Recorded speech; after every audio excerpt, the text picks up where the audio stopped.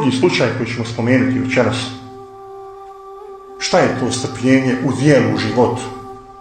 Ne ovako pričajući, svađaju se, prepirajući, što Bošnjaci većinom rade, nažalost.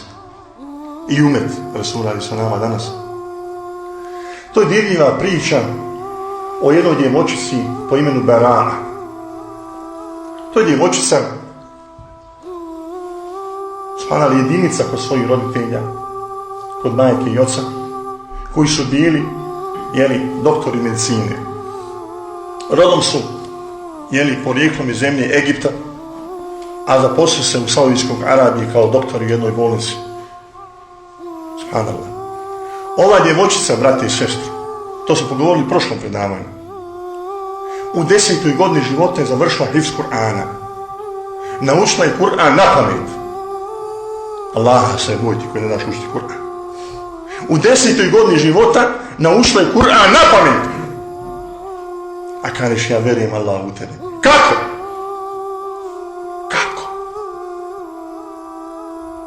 Hoš Allahom konekciju, moraš učiti Kur'an. Moraš učiti Kur'an.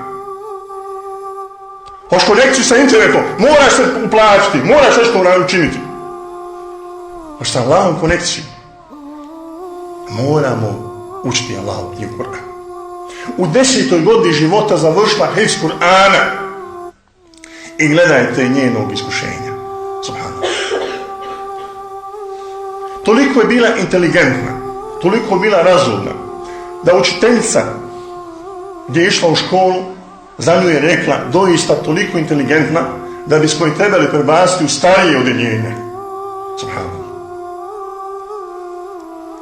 Iznenada, njena majka je počela osjećati bolove u tijelu. Nakon ljekarskog pregleda ustanovili su da ima karcinom koji je polijepo uzeo njenog tijela. Strpljiva majka je dugo razmišljala kako da kaže svojoj kćerki jedinici šta se dešava.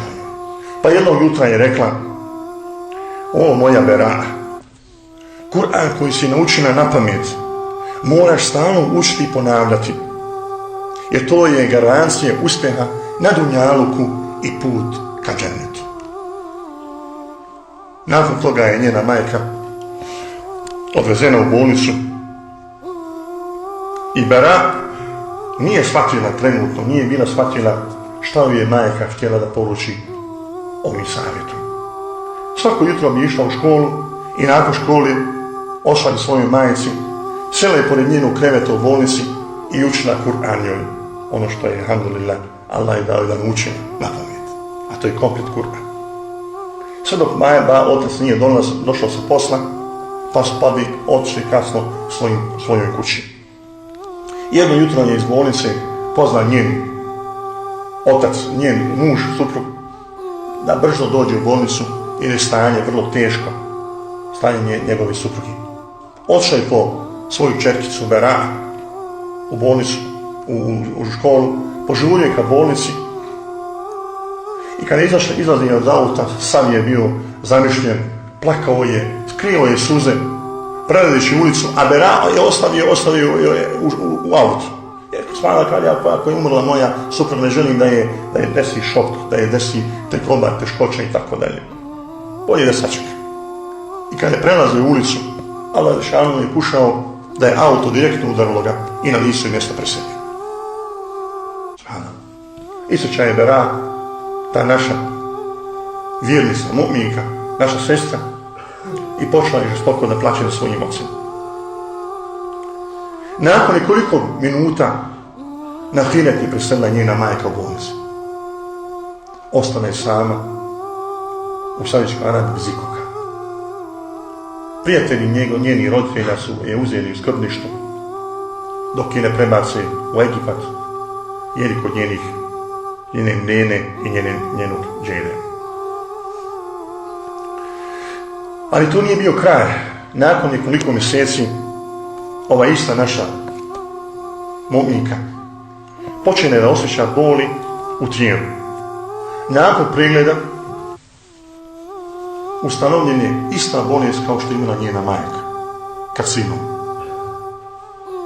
Jedan od prijatelja iz Saudijske Arabije, platio je sve liječenje, ošle Veliku Britaniju da se liječi. U toku liječenja jedna od, možda ste gledali, poznati televizija, muslimanskih televizija, gdje imamo direktno uključenje u hafizi Kur'ana, to je škola hifza Kur'ana, gdje jedan od šehova, arima Kur'ana, predvodi djecu direktno na televiziji, podučava na pamet Kur'ana. Tako da se oni pozvali su je iz studija direktno u bolnicu u Velikoj Britaniji, da se sa njom čuju. Nakon ovog učenja Kur'ana, al-Bara, i nakon više operacija pala je u komu i otišla Allahu dželešanu. Mi ćemo sad čuti, u 2-3 minute njeno učenje Kur'ana, u toku prenošenja televizije.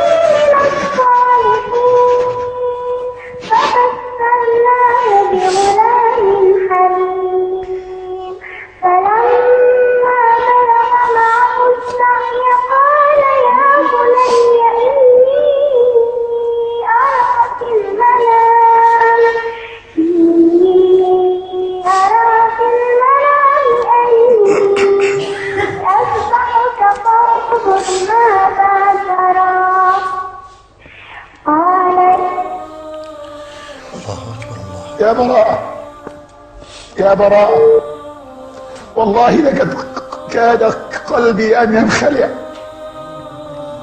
والله لقد عجز لساني عن الحديث، وقد يتساءل الناس ما الذي يبكيك.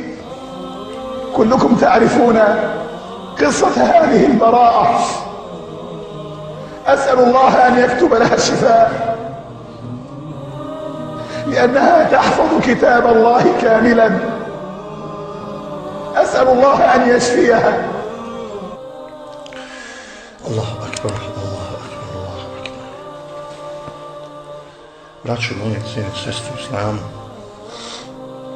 dok je bila na postelji, dok je bila pri sebi i kad je shvatila svoju bolest i kad su joj rekli o čemu se radi, ona je pred svima se nasmijala i tada rekla: Alhamdulillah, hvala Allahu dželešanuhu, sad ću vidjeti svoga babu i svoju majku.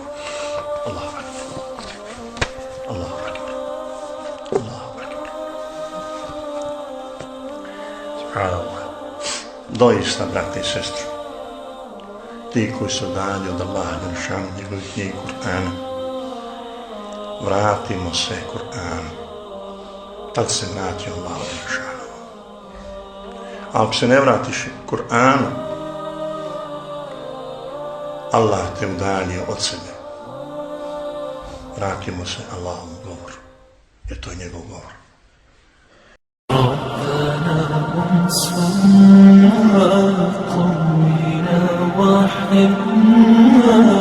إليك تجنى الله